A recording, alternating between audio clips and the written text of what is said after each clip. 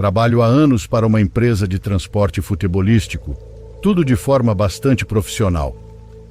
Estou satisfeito com o meu trabalho, já que, graças a Deus, nunca vivi nada realmente ruim como aconteceu com alguns colegas. Mas houve uma viagem em que vi algo estranho, algo que até hoje não sei explicar. Para começar, era um serviço como tantos outros, sem nada que o tornasse especial. Fui buscar uma carga perto do Porto de Santos. Entre a entrada, a papelada e o carregamento, o dia inteiro se foi. Quando tudo finalmente ficou pronto, já eram por volta das 9 da noite e eu estava quase sendo arrebatado de fome. Saí do porto para comer com destino ao extremo do Paraná, planejando avançar bastante antes do amanhecer. As primeiras horas foram normais. A estrada estava tranquila e o caminhão respondia bem. Da minha parte, eu seguia concentrado na rota, ouvindo um podcast e com os olhos fixos no asfalto escuro da estrada. Como caminhoneiro experiente, principalmente em viagens longas, aprendi a reconhecer os sinais do meu próprio corpo. Sei perceber quando ainda estou bem e quando começo a falhar sem perceber. Naquela noite, por mais que eu tentasse me manter atento, o cansaço vinha se acumulando desde cedo e por volta das 3 da manhã comecei a cochilar. O sono começou a pesar de verdade, não era apenas o peso nas pálpebras, mas aquela sensação de ficar olhando fixamente para a estrada e ter dificuldade de processar o que está vendo. Isso me preocupou porque vinham curvas pela frente e eu estava com o caminhão bem carregado. Preferi não arriscar e procurei um lugar para parar. Cheguei a um ponto de descanso. Não estava lotado, mas havia vários caminhões estacionados e outros entrando e saindo. Aquele movimento me passou uma certa segurança. Então estacionei, desliguei o motor e me ajeitei para dormir. Não sei se já eram 4 da manhã, porque nem cheguei a olhar o relógio. Antes que eu percebesse, adormeci no banco. Foi algum tempo depois que as coisas estranhas começaram a acontecer. Num primeiro momento, ainda dormindo, comecei a sentir uma sensação estranha. Era como se algo estivesse perto da cabine, circulando ao redor dela. Não sei explicar melhor. Mesmo sem abrir os olhos, presumi que fosse outro caminhão manobrando ali perto e continuei dormindo. Vale dizer que o som que vinha de fora não era alto. Depois, essa sensação mudou para algo diferente. Uma espécie de presença, como se alguém estivesse parado do lado de fora da janela. Isso me incomodou de verdade e me fez abrir os olhos. Quando olhei para a janela do meu lado, vi mãos pequenas apoiadas no vidro. Pelo tamanho, pareciam mãos de criança ou de bebê. Estavam abertas, pressionadas contra o vidro, como se alguém estivesse se apoiando ali. Foi uma imagem rápida, mas extremamente nítida que desapareceu em um piscar de olhos. Fiquei imóvel por alguns segundos no banco, prestando atenção para ver se escutava passos, risadas ou qualquer outro som vindo de fora da cabine. Mas não ouvi tranqueira nenhuma. Do lado de fora havia apenas um funk ao longe e pelo retrovisor não consegui ver ninguém. Aos poucos fui me acalmando. Depois desse primeiro susto, tentei trazer lógica para a situação. Disse a mim mesmo que ainda estava meio dormindo e que aquilo tinha sido uma mistura de cansaço com o susto de um pesadelo. Por isso, não quis me levantar imediatamente nem acender as luzes de forma desesperada. Fiquei quieto, respirei fundo e quando olhei de novo não havia nada. Nem mãos, nem sombras, nem pessoas ao redor do caminhão. Botei na cabeça que tinha sido apenas um pesadelo e voltei a dormir quase imediatamente, de tão morto que eu estava. Algum tempo depois, o dia clareou e acordei com a luz entrando pela cabine.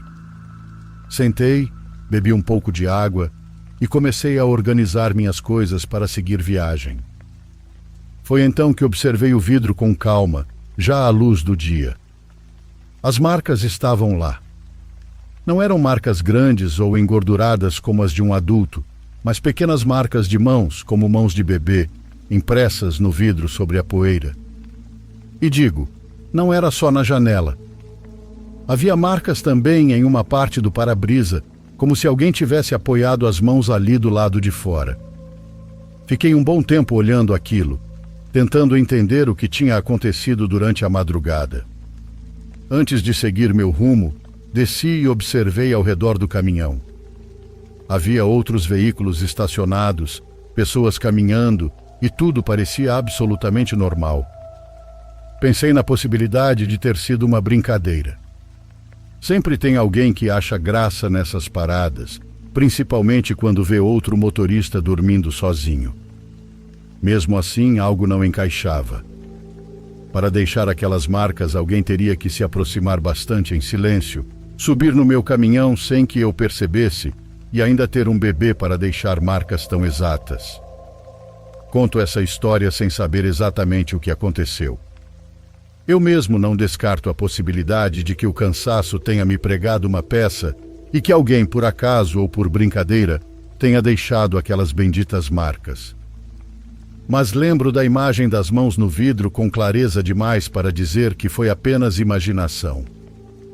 E desde então, sempre que preciso dormir em um ponto de descanso, tomo mais cuidado. Estaciono em locais bem iluminados, tranco tudo direito e tento não dormir tão profundamente. Faço isso porque ainda carrego a dúvida se aquelas mãos fizeram parte de um pesadelo ou se o pesadelo foi apenas a forma que a minha mente encontrou para me avisar que havia algo do lado de fora.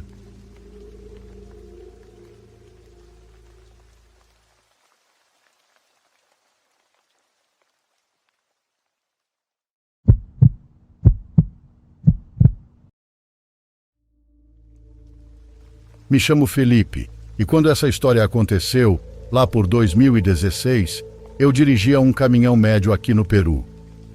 Eu ainda era relativamente novo na profissão, não conhecia todos os caminhos e dependia bastante do GPS para me orientar. Naquela noite eu estava dirigindo em direção a Lima com uma carga que não era pesada, mas tinha horário para ser entregue, então eu estava tentando não me atrasar. Só que nem tudo sai como a gente planeja. Em um trecho da estrada me deparei com o trânsito completamente parado. Não tinha sido um simples acidente. Houve um deslizamento de terra e a rodovia ficou parcialmente bloqueada, com terra e pedras ocupando um dos lados e parte do outro. Havia vários veículos parados, algumas pessoas tentando voltar e outros como eu, esperando a chegada da polícia e de alguma máquina que pudesse liberar a via para seguirmos viagem.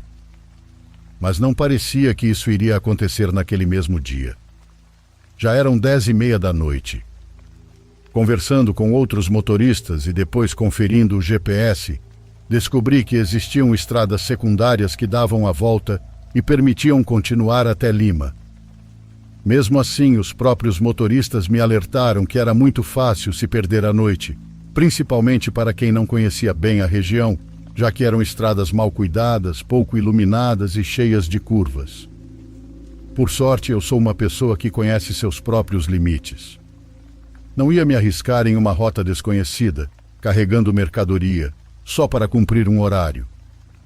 Liguei para a empresa explicando o que tinha acontecido e por volta das 11 da noite, estacionei o caminhão em um ponto à beira da estrada, onde imagino que antes existisse algum tipo de parada porque só restavam as fundações. O local ficava encostado em um morro cercado de mata. Não havia nenhum poste de luz funcionando por ali, então do banco da cabine eu quase não conseguia enxergar nada. O céu estava nublado e nem a luz da lua ajudava. Fiquei dentro da cabine tentando dormir, mas não consegui. Ainda não tinha me acostumado a dormir ali, e além disso me sentia isolado em um lugar totalmente desconhecido. Todos os outros motoristas tinham ido embora, e eu era o único restante naquele trecho, sem casas nem construções por perto. O movimento de veículos cessou completamente por volta da meia-noite. A sensação de solidão ficou ainda mais forte, e pensamentos ruins começaram a surgir, como a possibilidade de alguém aparecer para me assaltar ou algo pior. Em certo momento mesmo, sem ter dormido, abri os olhos e olhei em direção ao morro. Foi quando, no meio da vegetação, vi algo que parecia me encarar de volta. Eram 2 pontos amarelos, grandes, baixos no começo. Não pareciam faróis de carro porque quase não brilhavam. Tentei limpar o para-brisa, achando que pudessem ser duas manchas que eu não tinha notado antes, mas elas continuaram ali. Depois de alguns segundos observando com mais atenção, percebi que eram olhos. Não reagi de imediato. Fiquei apenas tentando entender se aquilo era um animal ou algum objeto refletindo a pouca luz da lua daquela noite. Os minutos passaram e eu não conseguia distinguir forma nenhuma, porque a escuridão não deixava. Comecei a pensar que talvez fosse só lixo acumulado, mas como eu não conseguia dormir, continuei observando, sem me mover muito.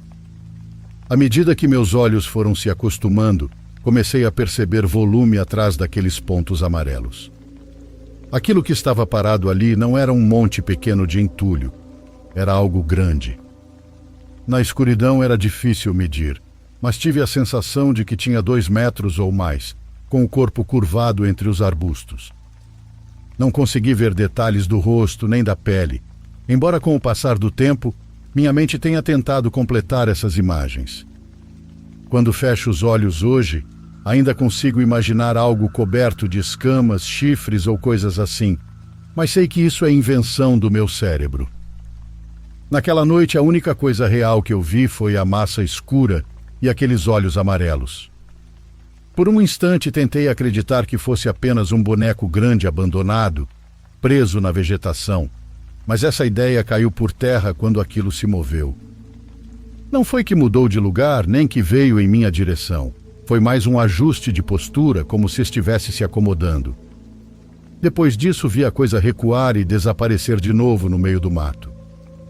Nesse momento, fiquei realmente nervoso, porque entendi que, por cerca de meia hora, eu tinha estado trocando olhares com algo vivo. Tentei me convencer de que era apenas um animal e que não havia motivo para me preocupar, desde que eu não saísse da cabine. No campo é comum encontrar animais grandes, e embora aquele tamanho não batesse com nenhum que eu conhecesse, essa explicação me manteve relativamente calmo por um bom tempo. Fiquei sentado sem fazer nada, esperando ouvir algum som. Continuei ali, atento, esperando um estalo, um barulho mais forte, ou que aquele animal voltasse. Mas os minutos passaram e nada aconteceu. Acho que cerca de 1 hora depois eu estava ouvindo música no rádio quando acabei cochilando. De repente ouvi um leve toque, como se alguém estivesse batendo na porta da cabine. Fiquei completamente imóvel, escutando com atenção para ver se alguém falava do lado de fora, e imediatamente lembrei da criatura que tinha visto. Então ouvi claramente o som da maçaneta sendo testada. Olhei pelo retrovisor e consegui ver uma silhueta enorme. Preferi não me mover nem enfrentar o que quer que fosse aquilo. Vi a silhueta se afastar e dar a volta por trás do caminhão para verificar a outra porta. Parecia que alguém, de forma consciente, estava conferindo se as portas estavam abertas. Por sorte, eu tinha travado todas. Aquele momento mudou completamente a minha percepção da situação. Se fosse um animal, seria o mais inteligente do mundo, porque não estava arranhando nem batendo, estava testando as maçanetas. E se fosse uma pessoa, não fazia sentido ser tão grande, muito menos estar ali no meio daquela escuridão sem dizer uma palavra, tentando abrir um caminhão parado. Não gritei nem buzinei, porque não queria chamar a atenção daquela coisa. Apenas liguei o motor o mais rápido que consegui, sem pensar muito. Acendi os faróis e dei ré, tentando controlar o nervosismo até conseguir virar o caminhão e sair daquele lugar. Dirigir à noite daquele jeito tão nervoso não é nada seguro, mas ficar ali também não era uma opção. Voltei em direção ao vilarejo pelo qual tinha passado cerca de 30 quilômetros antes. Era o único lugar onde eu sabia que havia pessoas e luz. Cheguei lá, estacionei em um posto de gasolina e finalmente consegui relaxar e recuperar a calma. Passei o resto da noite ali, sem contar nada a ninguém, porque não tinha como explicar aquilo sem parecer que eu estava inventando ou que tinha enlouquecido. No dia seguinte, já com luz do dia, retomei a viagem e encontrei um caminho para contornar o deslizamento. Cheguei a tempo para fazer a entrega e, até hoje, continuo trabalhando para a mesma empresa. Todavia, nunca contei a eles o que vi naquela noite.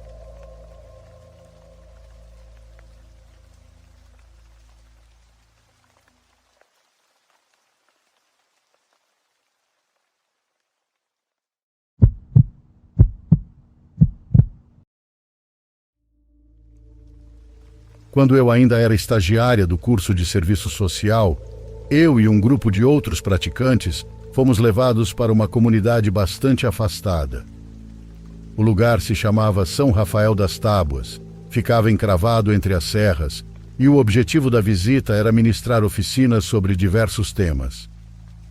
No total éramos 15 estudantes, além do motorista e da supervisora. Isso foi no ano de 2001. Entre tantas coisas que aconteceram naquela manhã, que não vou contar para não cansar vocês, chegou o momento do almoço.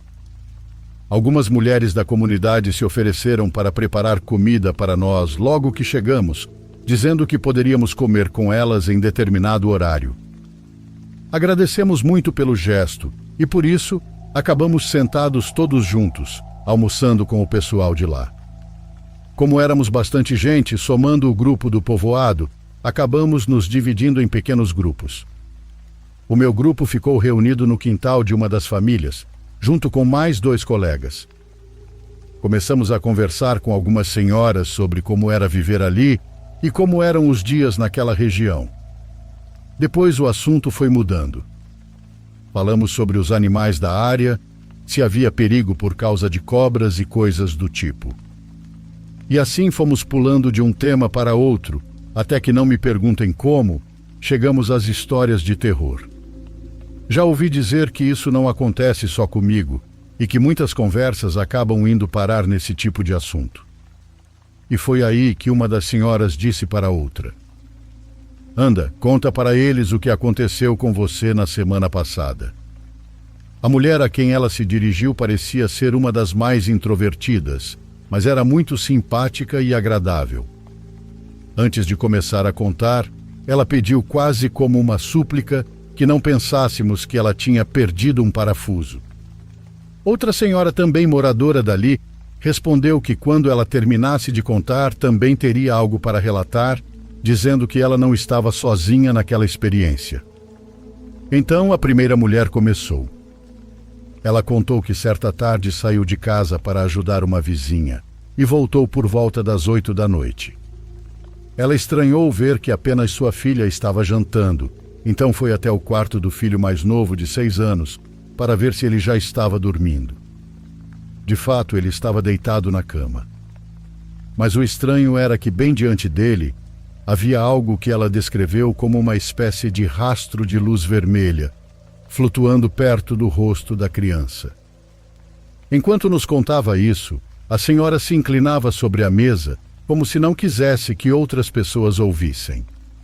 Disse que no início pensou que aquela luz pudesse ser algum reflexo entrando pela janela, mas quanto mais observava, parada na porta do quarto, mais percebia que aquela luz se movia sozinha, como se tivesse vida própria. Ela ficou ali, observando aquilo, até que resolveu se aproximar para ver melhor o que era. Nesse momento, percebeu que a luz começou a se afastar lentamente do filho. Era como se flutuasse um pouco acima da cama e depois fosse em direção à parede. O que ela contava era, no mínimo, muito estranho para mim. Sem querer ser desrespeitosa, cheguei a pensar que pudesse ser algum tipo de brincadeira conosco, porque quanto mais detalhes ela dava, mais irreal tudo parecia. Mas ela falava com absoluta seriedade. Talvez para quem esteja ouvindo agora, isso soe como soou para mim naquela época, algo que poderia ter outra explicação e que ela teria confundido. No entanto, ela continuou dizendo que aquela luz vermelha, agora do tamanho de uma bola de futebol, se movia intensamente e mudava de forma. Segundo ela, ficou muito claro que a luz assumiu a forma da cabeça de um touro. Nesse ponto, ela ficou visivelmente mais nervosa. Contou que aquela luz vermelha, já com forma de cabeça de animal, avançou em sua direção.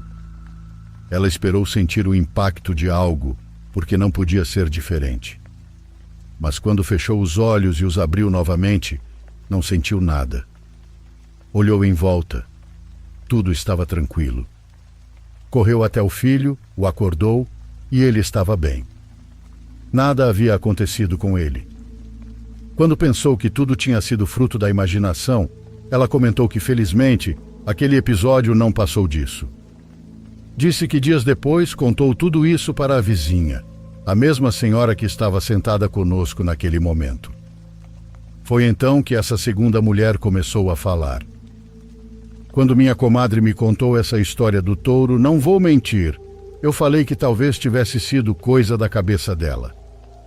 Mas ela contou que no dia seguinte, o marido chegou em casa muito mais cedo do que o normal, completamente assustado.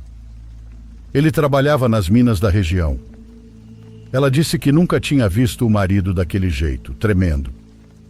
Perguntou o que tinha acontecido, e sentados à mesa, longe dos ouvidos das crianças, ele contou que naquela manhã estava trabalhando na mina com mais 5 companheiros.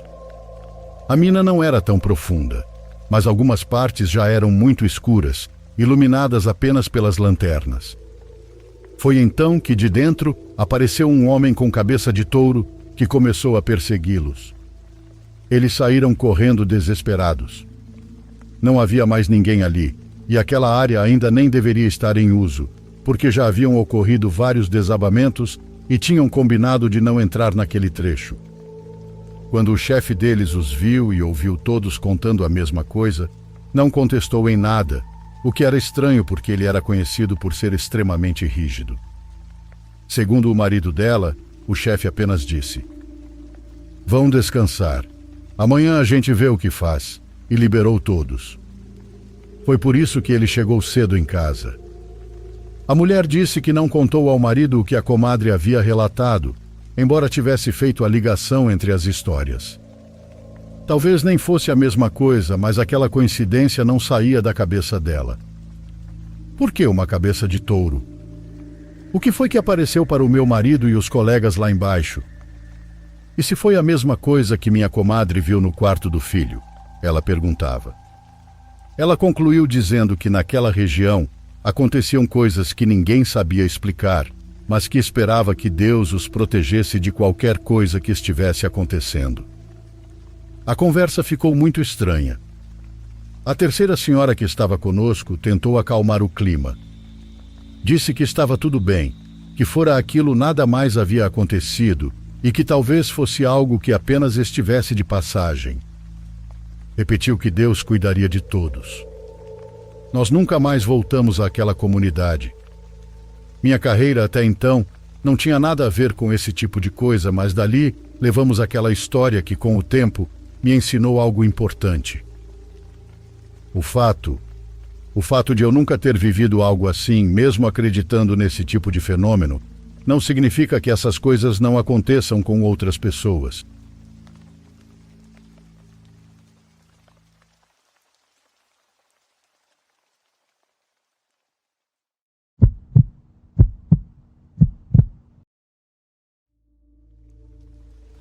Eu cresci em uma pequena cidade chamada North Hadley, no Canadá.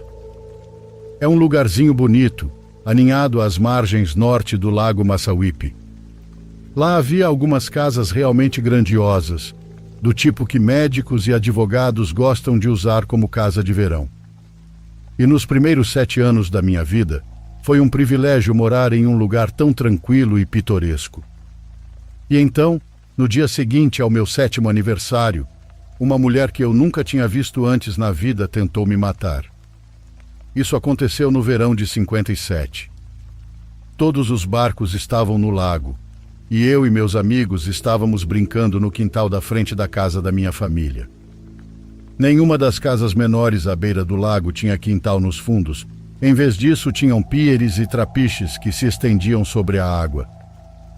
Mas quem as construiu achou que também deveriam ter jardins na frente. Então foi isso que fizeram. Tinha sido um dia escaldante, então eu e meus amigos ficávamos alternando entre pular do pier atrás da nossa casa e correr pelo quintal da frente usando apenas nossos calções de banho. O caminho à beira do lago ficava a poucos metros dali, mas as pessoas sempre dirigiam devagar, e por ser uma cidade pequena, quem passava às vezes acenava para nós, porque todo mundo se conhecia naquela época. Enfim, estávamos brincando no quintal da frente de pega-pega ou algo assim, quando vimos um carro vindo pela estrada em nossa direção. Naturalmente ficamos curiosos para saber quem era, então ficamos andando sem pressa perto da beira da estrada para vê-lo se aproximar. Às vezes reconhecíamos as pessoas pelos carros, às vezes não, especialmente no verão quando os turistas estavam na cidade. E foi o caso daquele carro, um Dodge Regent verde claro que não nos dizia nada. Observamos enquanto ele vinha devagar, esperando que mantivesse a mesma velocidade baixa, mas conforme se aproximava começou a acelerar. Quando o motor começou a rugir, eu comecei a recuar, e acho que foi puro instinto, um instinto que salvou minha vida. Digo isso porque ao recuar, nós três ganhamos a vantagem necessária para sair correndo quando aquele Regent virou para o gramado e veio disparado em nossa direção. Gritamos enquanto corríamos para nos proteger, ouvindo aquele carro vindo atrás de nós a algo que devia ser entre 100 a 110 km por hora. Se a motorista não estivesse completamente bêbada, talvez tivesse tido coordenação para virar o volante e nos atingir. Mas ela estava então, depois de passar direto por nós, acabou se chocando contra a árvore, no quintal do velho Sr. Finster, o vizinho ao lado. Achamos que tinha sido um acidente terrível, porque a pobre mulher realmente bateu forte naquela árvore. Ela destruiu completamente o Regent e, pelo que parecia, também se machucou bastante, porque quando saiu do carro tinha sangue escorrendo pelo rosto e pela blusa. Ela parecia mais nova que minha mãe, mas mais velha que minha irmã mais velha, e eu lembro que ela era bonita. Também lembro de um dos meus amigos gritando: "Moça, você está bem?" Aquela pergunta boba que as pessoas fazem quando alguém claramente não está bem. Eu não sabia o que esperar dela naquele momento. Não sabia se ela ia levantar o polegar dizendo que estava tudo bem ou cair morta ali mesmo. Mas o que eu definitivamente não esperava era aquela jovem ferida e ensanguentada cravar os olhos em mim com um olhar de ódio puro. Naquele momento, foi provavelmente o mais assustado que já estive na vida até então, como algo saído de um pesadelo. Mas aquilo não era nada comparado ao que veio em seguida. Nossos olhares se cruzaram por apenas um segundo, mas pareceu muito mais tempo. Esse momento estranho só terminou quando a mulher começou a cambalear até o banco do passageiro do Regent. De repente, ouvi uma mulher atrás de mim gritar: "Meu Deus!" Virei e vi que uma vizinha das casas grandes do outro lado da rua tinha saído de casa e observava horrorizada o que eu achava ser apenas a mulher ferida no carro destruído. Mas não foi isso que a assustou tanto. Quando voltei a olhar para o carro, vi a mulher machucada puxando uma enorme arma do banco do passageiro. Na época eu não sabia, porque achava que todas as armas eram rifles e não conseguia imaginar que aquela mulher só tinha 2 munições em uma espingarda longa de cano duplo. Então, quando ela puxou a arma e tremendo apontou na minha cabeça, eu só pensei: eu vou morrer. Não importava que o primeiro disparo tivesse errado. Enquanto eu e meus amigos corríamos gritando em direção à nossa casa, achei que ela continuaria atirando até nos acertar. Mas, claro, ela só tinha mais um tiro. Ela abaixou a espingarda e começou a correr de forma desajeitada pelo gramado atrás de nós. Não havia ninguém em casa. Minha mãe e minhas irmãs mais velhas tinham saído para caminhar e tinham avisado, mas nós não ouvimos. E sou muito grato por isso hoje, porque não gosto nem de imaginar o que teria acontecido se minha mãe ou minhas irmãs tivessem aberto a porta e dado àquela mulher maluca a chance de atirar em todos nós. Quando vimos que ela estava se aproximando, corremos para longe da porta da frente e em direção ao pier para escapar dela. Era praticamente a única opção que tínhamos naquele momento. Corremos esperando que outro tiro viesse a qualquer instante, porém não veio. Só depois que mergulhamos na água, quando ouvimos um boom abafado vindo de trás de nós, acima da superfície. Tive certeza de que tinha sido baleado, só não conseguia sentir por algum motivo. Mas ao parar por um momento perto do fundo arenoso e verificar minhas pernas e costas, não havia ferimentos. Continuei com medo demais para subir à superfície por um bom tempo, até que fiquei sem ar e precisei voltar. Quando emergi e respirei profundamente, vi a pior cena de toda a minha vida. Vi aquela mulher com a cabeça em pedaços. Por algum motivo doentio atirou em si mesma antes de pularmos. Felizmente estávamos todos bem, mas a mulher estava ali no chão, morta. Não sei porquê, mas depois disso minha mente fica um pouco turva. Não me lembro completamente o que aconteceu depois disso, mas creio que não teve muitos detalhes. Levei uma vida normal mesmo com essa cena ainda na mente, mas anos depois descobri algo. Aparentemente aquela mulher era dona de um bordel muito respeitado na região, que foi levado à falência devido à crise que o mundo estava passando na época. Sei que isso não é motivo para a atitude dela, mas de qualquer forma, e mesmo tendo tentado matar a mim e aos meus amigos, desejo que ela esteja em um bom lugar.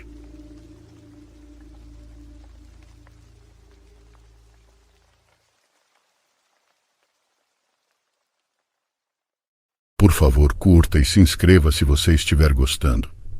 Agora continuamos.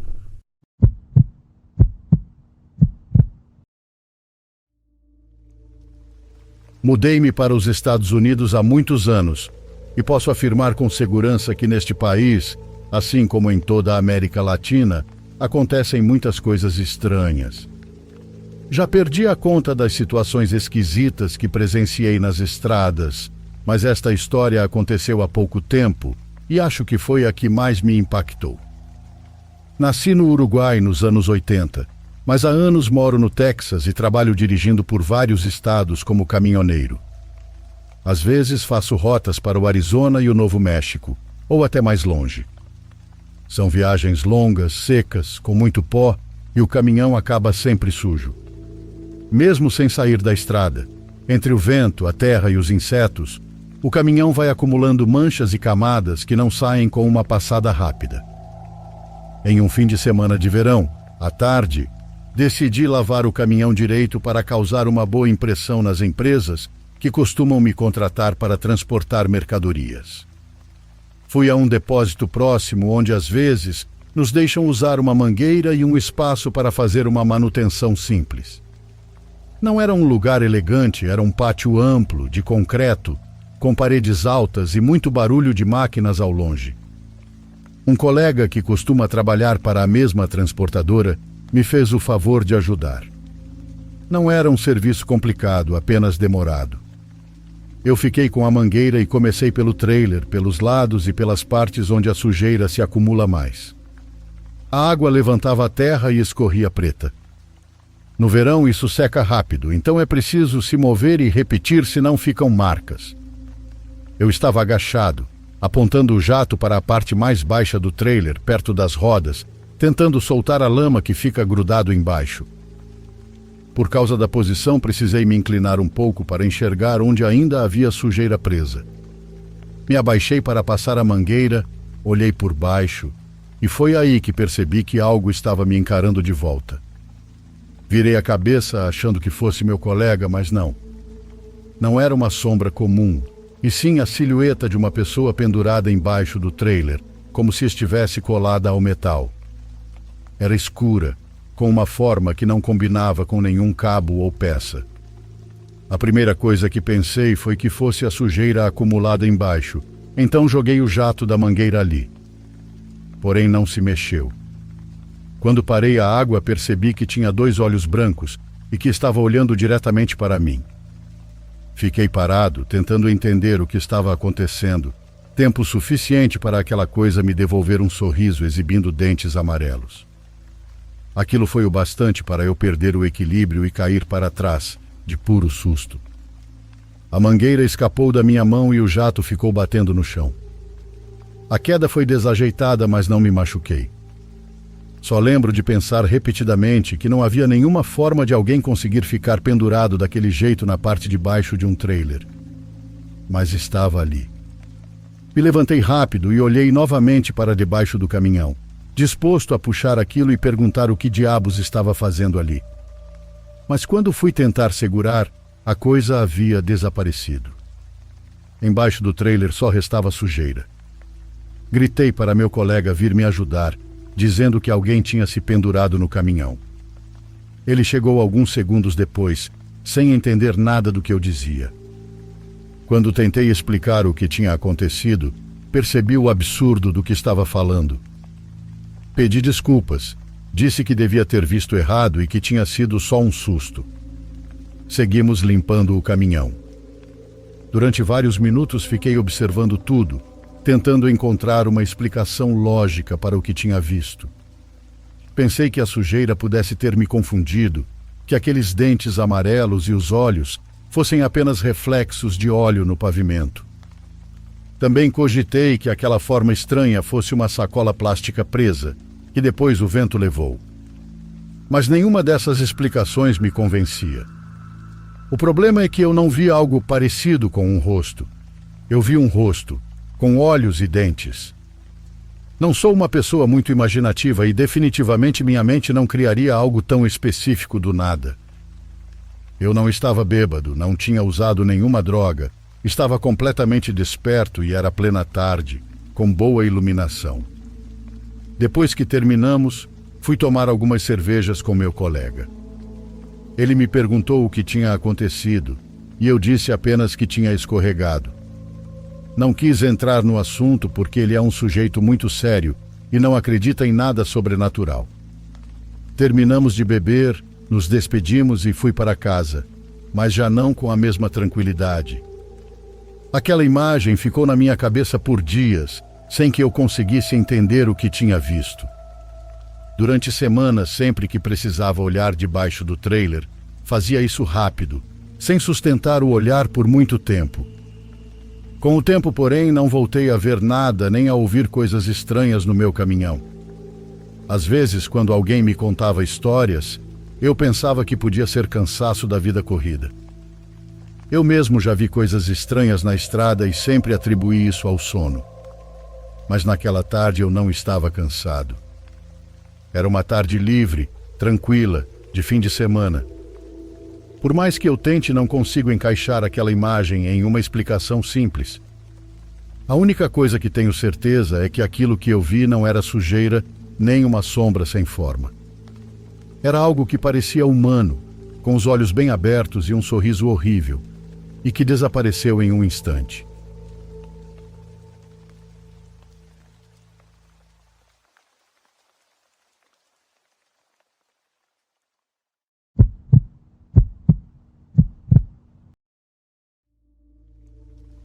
Isso foi no ano passado, quando eu morava sozinho em uma casa pequena aqui no Canadá.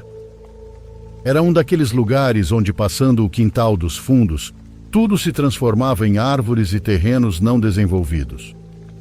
Eu já vivia ali havia cerca de 1 ano e nunca tinha tido problemas. Era silencioso e, apesar da casa ser antiga, ainda transmitia uma sensação aconchegante. Isso aconteceu durante um fim de semana prolongado, em que a neve caía intermitentemente e o frio era extremo, muitas vezes abaixo de 0. Por isso fiquei em casa o dia inteiro. Naquela noite, depois de jantar e arrumar a casa, assisti um pouco de TV e por volta das 11 horas desliguei tudo e fui dormir. Há um detalhe importante sobre o quarto. Cerca de 3 meses antes disso acontecer, a fechadura da porta tinha quebrado. Era daquelas de pressão, e percebi uma noite que simplesmente não funcionava mais. A porta ainda fazia o clique ao fechar por dentro e por fora, mas deixei isso de lado durante todo esse tempo porque não parecia algo importante. Eu morava sozinho, não tinha familiares nem colegas de quarto de quem precisasse me trancar. Desde que as portas principais da casa estivessem trancadas, a do quarto não parecia fazer diferença. O trabalho de comprar outra fechadura e trocar parecia completamente desnecessário. Dito isso, em algum momento mais tarde naquela noite, acordei de repente. Meu coração estava acelerado sem motivo aparente, e embora a casa estivesse completamente escura e silenciosa, consegui perceber que a porta do meu quarto estava entreaberta. Alarmes começaram a soar na minha cabeça, mas ao mesmo tempo pensei que talvez a porta não tivesse fechado direito e acabou se abrindo sozinha. Quem sabe o vento frio mexendo na estrutura da casa tivesse causado isso. Levantei da cama e caminhei até a porta sem querer acender a luz, torcendo para simplesmente fechá-la e voltar a dormir. Fechei a porta e conferi 2 vezes se ela estava bem encaixada no batente. Depois voltei para a cama. Mas ao deitar senti que algo dentro de mim não estava satisfeito.